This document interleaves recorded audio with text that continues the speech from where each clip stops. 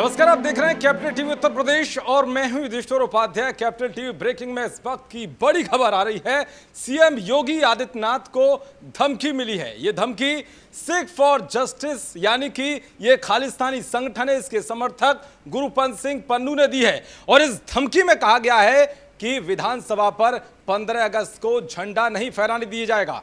यानी कि साफ तौर पर खालिस्तानी संगठन ने यह धमकी दी है योगी आदित्यनाथ को कि इस बार हम 15 अगस्त पर झंडा नहीं फहराने दिए जाएंगे। इस मेरे साथ मेरे सहयोगी जुड़ चुकी हैं पूजा, इस तमाम जानकारी के साथ। पूजा, किस तरह से सिख फॉर जस्टिस ने यह धमकी दी है और इस धमकी से क्या कुछ संदेश देने की कोशिश है?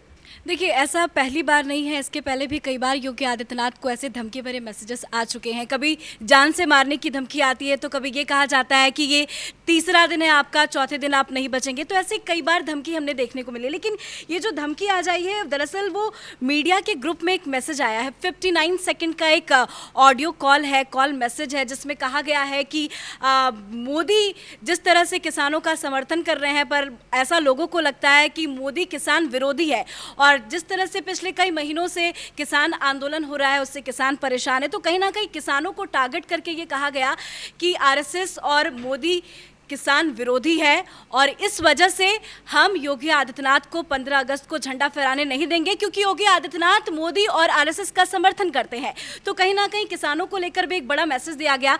पर युधिष्ठिर, ये धमकी इस वक्त आई जब कल 5 अगस्त बेहद खास दिन, और बेहद खास दिन में प्रधानमंत्री नरेंद्र मोदी ने योगी जी की जमकर तारीफ की थी, योगी जी के काम की तारीफ की थी। कहा था कि ये योगी नहीं है, ये योगी कर्म योगी है। तो जिस तरह से उत्तर प्रदेश में काम हो रहा है, चाहे वो कोरोना काल में योगी आदित्यनाथ ने कितना ज्यादा काम किया हो, चाहे वो हेल्थ को लेकर हो, एजुकेशन को लेकर हो, तो कहीं ना कहीं लोगों को लग रहा है कि उत्तर प्रदेश में सिर्फ योगी का डंका बज रहा है, जिस वजह से लोग बिलबिलाए हुए हैं। और ये पहली बार नहीं है, मैंने आपको कहा, और इस धमकी का कुछ होगा भी नहीं। जल्द से जल्द ये खुलासा भी हो जाएगा कि किस ऑडियो, जो मैसेज मीडिया ग्रुप्स में वायरल हो रहा है, वो कौन कर रहा है। हालांकि ये तो खुलासा हो गया, आपने अपने ब्रेकिंग में स्टार्टिंग में बताया, पर ऐसी धमकी से कुछ होने वाला नहीं है। तो आपने देखा होगा 2-3 दिन पहले एक पत्र आया था। उस पत्र में आरएसएस हेडक्वार्टर को उड़ाने की धमकी दी गई थी और साफ तौर पर उस धमकी में कहा गया था कि जिस तरह से अभी जो अलकायदा के जो आतंकी उनको गिरफ्तार किया गया था, उसके बाद ये धमकी दी गई थी पत्र के जरिए कि हम जो प्राचीन मंदिर है हनुमान जी का लखनऊ में, उसको उड़ा देंगे और जो आरएसएस का ऑफिस है उसको उड़ा देंगे। उस वक्त ये धमकी आई। तो कहीं ना कहीं ये देखा जाए कि जिस तरह से सीएम योगी आतंकी तंजीमें जो पनपती जा रही उत्तर प्रदेश के अंदर, उन पर एक्शन ले रहे हैं, उसका एक बिलबिलाना है। मिनिस्टर, मैं आपसे एक सवाल पूछती हूँ, क्या योगी आदित्यनाथ को धमकी मिली? आपने कहा हनुमान मंदिर उड़ाने की धमकी मिली या आरएसएस ऑफिस उड़ाने की धमकी मिली। मैंने आपको कहा इसके पहले भी कई बार ऐसी धमकी भरे कॉल्स और मैसेजेस आए थे। क्या धमकी के बाद कुछ हुआ? नहीं ना। तो इन धमकियों का कुछ लेना देना नहीं है ना। जाते हैं, अभी शफीक को पकड़ लिया गया है कल। बिल्कुल, इन धमकियों का कोई मतलब नहीं है। हाँ, बड़ी खबर इसलिए जरूर है क्योंकि खालिस्तान संगठन के समर्थन से ये धमकी आई है, और बड़ी खबर इसलिए ये भी है क्योंकि 15 अगस्त झंडा फहराना, और सबसे बड़ी खबर ये है युधिष्ठिर की कल प्रधानमंत्री मोदी ने तारीफ की और आज ऐसे धमकी। तो कहीं ना कहीं मोदी जिस तरह से धर्मांतरण गैंग का खुलासा कर रहे हैं, 1000 से ज्यादा लोगों को जिस तरह से संगठन गैंग जो अभी पकड़े गए हैं, 2 मास्टरमाइंड मौलाना, और इस तरह से अपराधियों पर जिस तरह से योगी शिकंजा कस रहे हैं, तो कहीं ना कहीं ये विपक्ष जो है बौखला गए हैं। तभी उनके पास कोई जरिया नहीं है, उनके पास बस एक यही जरिया है कि बस कॉल कर दे, मैसेज कर दे, ऑडियो कॉल कर दे, धमकी दे दे कि योगी जी आज हम आपको उड़ा देंगे। तो ये सब बकवासबाजी है, कुछ नहीं हो सकता। कहीं इस धमकी का ये सार्थ तो नहीं है कि जिस तरह से सीएम योगी ने जो ये कई महीनों से जो चल रहा है दिल्ली के अलग अलग बॉर्डरों पर किसान आंदोलन, जिसमें जो खालिस्तानी गैंग है या खालिस्तानी संगठन है वो इसमें जुड़े हुए हैं और इसमें कहीं ना कहीं इसे उग्र बनाने की कोशिश कर रहे हैं, और हिंसा जो हुई उसमें कई खालिस्तानी समर्थकों के नाम सामने आई, और जो गुरुपंथ सिंह पन्नू हैं जो खालिस्तानी आतंकी की श्रेणी में ही हैं, उस पर भी शिकंजा कसा गया। तो कहीं ना कहीं नहीं लगता है कि उत्तर प्रदेश के अंदर जो इनका जो नाटक और ड्रामा जो ये आंदोलन है, वो कहीं इनकी दाल नहीं गलती पा रही है? देखिए, दाल तो नहीं गल रही है। 8 महीने से ज्यादा का वक्त हो गया, क्या मिला? कुछ भी नहीं मिला ना।